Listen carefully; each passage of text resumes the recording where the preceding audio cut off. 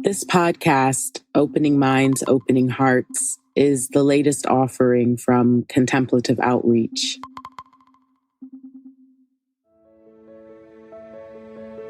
One of the guiding principles of Contemplative Outreach is to share the prayer, to share the method of centering prayer.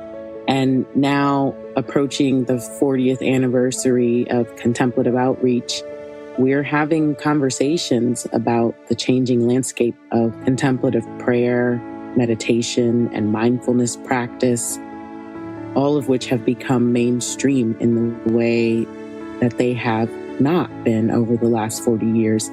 And people are curious about meditation practice and the contemplative life, slowing down, stillness, connecting with yourself and the divine. That's the hope, I think, for doing the podcast in the first place, is that it would be another way that we could share the prayer, the practice of centering prayer, and for the podcast to be a voice in communicating and translating this deep and rich Christian tradition of contemplation.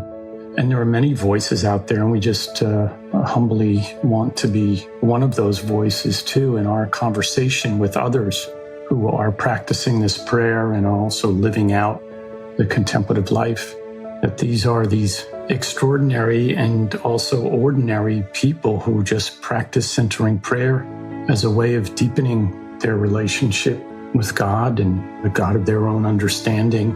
There was a growing awareness of something broader than me, more expansive than me. I found it very healing, both socially, psychologically, and physically. And I went through a number of medical ordeals, which I think it was very helpful for me to have a practice, a regular daily practice. And of course, the mystery here is the mystery of contemplation as a divine gift. What I like to say is it's not something we achieve, it's something we receive. We also spend time talking with our guests about how to do centering prayer, the method of centering prayer, and the guidelines for the practice, which I think is pretty important too, because there are many ways to connect with yourself.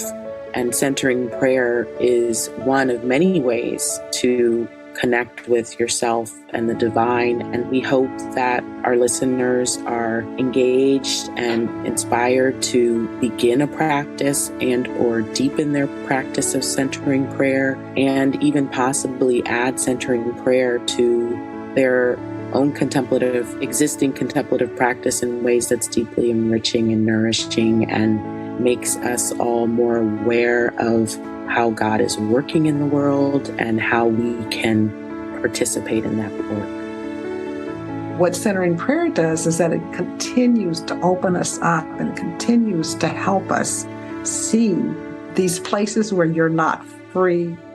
In this first season, we've chosen to speak with people who are, as we call them, friends of Contemplative Outreach, people for whom centering prayer is and or has been foundational to the formation of their contemplative life. And I'm also really encouraged by the reverence and honor that they have for not only the practice of centering prayer, but for the teachings of Father Thomas Keating, who is one of our great founding teachers of contemporary, modern contemplative practice in the U.S. It's inspiring and it's affirming.